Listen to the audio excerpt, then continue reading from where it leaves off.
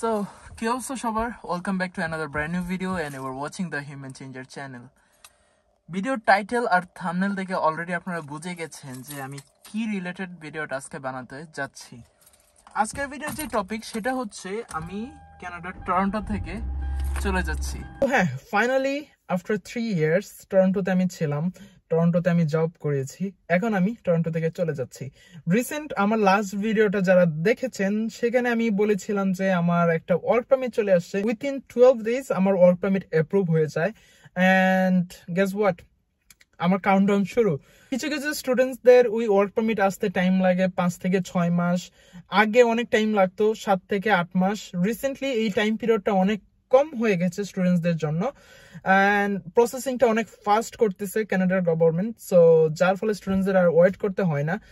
But application করার পরে ওই যে ওয়েটিং পিরিয়ডটা ছিল 5 মাসের, ওই ওয়েটিং পিরিয়ডে আপনি যে কোনো কোম্পানির আন্ডারে কাজ করতে পারতেন, স্টুডেন্টসরা অনেক টাকা সেভিংস করতে পারতো এক্সট্রা, লাইক 3 বছর রেজাল্ট আসার পরে 3 বছর শুরু হয়, সো এই 5 মাস ওদের কাছে এক্সট্রা ছিল। বাট আমার কাছে মাত্র 12 দিন ছিল। অ্যাপ্লিকেশন করার পরে 12 দিনের ভিতরে আমার ওয়ার্ক পারমিট চলে আসে। তো এখন মূল টপিকে আসি ভিডিওর, সেটা হচ্ছে আমি কেন সিটি থেকে চলে যাচ্ছি, কেন টরন্টো থেকে চলে যাচ্ছি। টরন্টো থেকে চলে যাওয়ার একটাই রিজন, সেটা হচ্ছে পিআর, পার্মানেন্ট রেসিডেন্টশিপ, বা কানাডাতে সেটেল ডাউন হওয়ার, যেটা সিটিজেনশিপ আপনারা ভাবেন কিছুটা সিটিজেনশিপের মতোই, বাট সিটিজেনশিপটা হচ্ছে নেক্সট স্টেপ। পার্মানেন্ট রেসিডেন্টশিপের জন্য হচ্ছে আমি সিটিটা চেঞ্জ করতেছি। ফার্স্ট অফ অল যে জিনিস, আমার কি টরন্টোতে পিআর হবে না, বা কেনই বা আমার চেঞ্জ করতে হচ্ছে? আমার একটা জব আছে, আমি টরন্টো থেকে পড়াশোনা করেছি, সো কেন আমার যেতে হচ্ছে, রাইট? বিষয়টা আমি ক্লিয়ার করতেছি।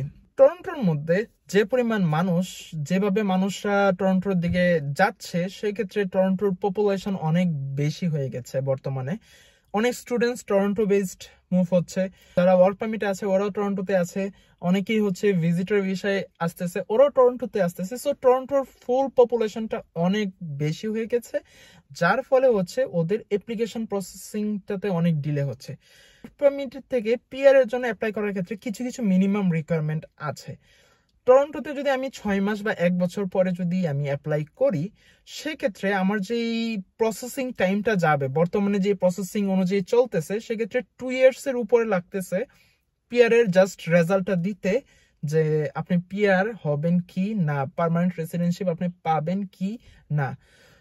2 ইয়ার্স এর বেশি সময় যদি লাগে, তার উপর আমি 1 বছরের এক্সপিরিয়েন্স নিচ্ছি, দ্যাট মিনস আমার 3 বছরের work permit is not enough to get PR in Toronto, right? That's why আমি যেটা চিন্তা করলাম, আমি কোনো টাইম ওয়েস্ট করব না, অন্য আরেকটা প্রভিন্স থেকে আমি আমার পিআর এর জন্য ট্রাই করব, যেটা অনেক স্টুডেন্টসরা করে থাকে। কারণ হচ্ছে অন্য প্রভিন্সের মধ্যে পিআর এর যে প্রসেসিং টাইমটা, এটা অনেক ফাস্ট। এটা ফাস্ট কিভাবে? কারণ ওইসব প্রভিন্সের মধ্যে মানুষ অনেক কম, কারণ ঠান্ডা অনেক বেশি, জব অনেক কম, সিটিটা ছোট থাকে। সো বলা যায় যে এইসব রিজনস এর জন্য মানুষ ওইসব সিটিগুলোতে কম যায়, বা ওইসব প্রভিন্স গুলোতে অনেক কম যায়। আমি মোটামুটি একটু রিসার্চ করি কোন সিটিতে কেমন প্রসেসিং টাইম চলতেছে রাইট নাও। কারণ হচ্ছে আমরা যেহেতু কানাডা থেকে পড়াশোনা করেছি, মোটামুটি যে কোনো সিটি থেকে আমরা অ্যাপ্লাই করতে পারবো। টরন্টোতে আমরা অ্যাপ্লাই করতে পারবো 1 বছর পরে, ম্যানিটোবা থেকে অ্যাপ্লাই করা যাবে, নিউ ব্রান্সউইক থেকে অ্যাপ্লাই করা যাবে, নোভা স্কটিয়া থেকে অ্যাপ্লাই করা যাবে, অ্যালবার্টা থেকে অ্যাপ্লাই করা যাবে। সো অনেক জায়গা থেকে অ্যাপ্লাই করা যায়, কিন্তু এখানে মূল যে ফ্যাক্টরটা সেটা হচ্ছে টরন্টোর মধ্যে অনেক বাজে সিচুয়েশন বর্তমানে, পয়েন্টস অনেক হাই, প্রসেসিং টাইম অনেক হাই, অ্যান্ড ড্রগুলো ওরা লিমিটেড করে দিচ্ছে, যে জাস্ট আইটিতে যারা জব করে ওদের জন্য দিচ্ছে, বা হেলথ ক্যাটাগরিতে যারা জব করে ওদের জন্য দিচ্ছে। সো এই 4-5টা বিষয় যেটা আছে, এগুলো চিন্তা করে আমার মনে হলো যে আমার টরন্টো থেকে মুভ করে অন্য একটা প্রভিন্সে ট্রাই করে আসা উচিত। আমি কি করতেছি আমার সাইডটা আমি বলি। টরন্টোতে আমি ফুল টাইম জব করতাম, আমি ফুল টাইম জবটা স্টিল আছে, বাট আমি 2 মাসের ছুটি নিছি। 2 মাসের ছুটি নিয়ে আমি যাচ্ছি হলো, আমার কাছে অপশন ছিল অ্যালবার্টা অথবা Nova Scotia.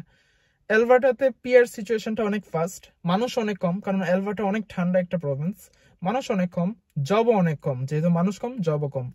Nova স্কটিয়াতেও same situation, PR অনেক ফাস্ট, মানুষ মোটামুটি বলা যায় যে অ্যালবার্টা থেকে একটু বেশি, আমার যেটা মনে হয়, জাস্ট মেইন সিটিতে।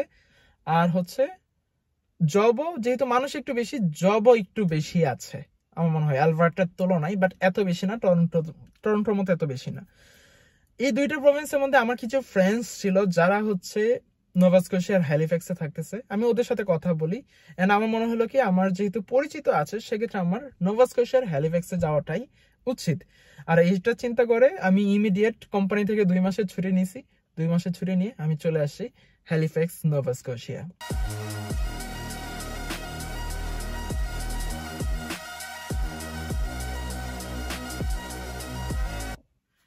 হ্যালিফ্যাক্স, নোভা স্কোশিয়াতে আমার প্ল্যানটা কি? আমি ফার্স্টে আমার প্ল্যান বলার আগে অন্য সব ইন্টারন্যাশনাল স্টুডেন্টসদের প্ল্যানটা বলে রাখি। ন্যাচারালি ইন্টারন্যাশনাল স্টুডেন্টসরা যেটা করে সেটা হচ্ছে 1 বছর ওরা টাইম স্পেন্ড করে যেখানে পড়াশোনা করতেছে। ফর এক্সাম্পল সবাই অন্টারিওতে পড়াশোনা করতেছে, 1 বছর পর্যন্ত ওরা অন্টারিওতে কাজ করে, একটা ভালো অ্যামাউন্ট সেভিংস করে দেন ওরা হচ্ছে প্রভিন্সটা চেঞ্জ করার চিন্তা করে বা অন্টারিওতে অ্যাপ্লিকেশন করার চিন্তা করে। আমার ক্ষেত্রে যেটা, আমি কোনো 1 বছর ওয়েস্ট করতে চাই নাই। আমি 2 মাসে যেই মোটামুটি একটা অ্যামাউন্ট সেভ করছি যে আমি একটা প্রভিন্স যদি চেঞ্জ করি আমি 2 থেকে 3 মাস নর্মালি উইদাউট জব আমি সার্ভাইভ করতে পারবো। যেহেতু আমার কাছে এই সেভিংসটা আছে আমি মনে করলাম কি এই সুযোগটাকে কাজে লাগানো উচিত। রিস্ক হবে বাট আমার নেওয়া উচিত। এইটা চিন্তা করি অন্য সব স্টুডেন্টদের থেকে একটু আলাদাভাবে আমি 2 মাসের ভিতরেই প্রভিন্সটা চেঞ্জ করে ফেলছি। আমার স্টিল 3 বছরের 2 বছর 10 মাস, যেহেতু 2 মাস চলে গেছে, 2 বছর 10 মাসের ওয়ার্ক পারমিট আছে। নোভা স্কোশিয়াতে আসছি হলো 2 দিন হলো। এখন হচ্ছে আমি ট্রাই করব এখানে জব সিচুয়েশনটা কি, জব মার্কেটটা দেখার জন্য 2 মাস আমি ট্রাই করব। 2 মাসের ভিতরে যদি বাই এনি চান্স আমি কোনো একটা ভালো জব লিড করতে পারি সেক্ষেত্রে আমি নোভা স্কোশিয়ায় থাকতেছি, এখান থেকে আমি পিআর এ অ্যাপ্লাই করব। স্টুডেন্টসদের জন্য অনেক ভালো একটা অপরচুনিটিস এখন পর্যন্ত নোভা স্কোশিয়া দিচ্ছে। সিচুয়েশনটা যেটা সেটা হচ্ছে অনেক স্টুডেন্টস, যেহেতু নোভা স্কোশিয়া পিআর পাওয়াটা একটু ইজি করে দিয়েছে সেক্ষেত্রে এখানে স্টুডেন্টসদের পরিমাণ অনেক বেশি। অ্যান্ড আমি এখন যেটা চিন্তা করতেছি সেটা হলো জব পাওয়াটা হবে একটা চ্যালেঞ্জিং বিষয়। যদিও আমার কাছে ক্যানাডিয়ান জব এক্সপিরিয়েন্স আছে 2 থেকে 3 বছরের, তবুও আমার মনে হচ্ছে যে it will be really difficult to find a job in Nova Scotia. But try করতে দোষ নাই, আমার কাছে 2 মাস টাইম আছে, আমি রেগুলার আপডেট দিতে থাকবো। নোভা স্কোশিয়া নিয়ে আরো অনেক ভিডিও বানাবো। নোভা স্কোশিয়াতে লিভিং এক্সপেন্স কেমন, নোভা স্কোশিয়াতে টরন্টোর সাথে আমি কম্পেয়ার করবো জিনিসগুলো, Toronto living expense plus Nova Scotia living expense. Next আমি যে বিষয়টা টরন্টোর আর্নিং, নোভা স্কোশিয়ার আর্নিং অ্যান্ড টরন্টোর পিআর, নোভা স্কোশিয়ার পিআর। সো এই জিনিসগুলো আমি আস্তে আস্তে এখন আপলোড করতে থাকবো, আপনাদেরকে ইনফরমেশন দিব। যেসব স্টুডেন্ট কানাডার ভিতরে আছো তাদের জন্য এই ভিডিওটা অনেক ইনফরমেটিভ, তোমরা এটা দেখবে, আশা করি ইনফরমেশনটা অনেক কাজে লাগবে। প্রভিন্স চেঞ্জ করার আগে কি কি জিনিস মাথায় রাখতে হবে এগুলো নিয়েও আমি অনেক ভিডিও বানাবো। কালকে আমার একটা ইন্টারভিউ আছে, সবাই দোয়া করবেন যেন আমি ওই ইন্টারভিউটাতে যাই একটা ভালো জব পেতে পারি। দেখা যাক কি হয়। সামনের যেই টাইমগুলো আসতেছে এটা আমার জন্য অনেক চ্যালেঞ্জিং হবে। আপনারা সবাই যদি দোয়া করেন, আমি যেভাবে মানুষকে হেল্প করতেছি, যেভাবে মানুষকে ইনফরমেশন দিচ্ছি, আপনাদের দোয়াটা যেন আমার কাজে লাগে। সো এই ভিডিওটা হচ্ছে এই পর্যন্তই আমি রাখবো।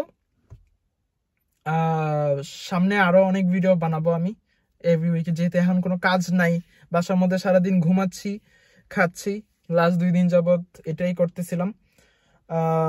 সেক্ষেত্রে আমি মনে করি যে এখন ভিডিও বানানো উচিত, পারফেক্ট টাইম।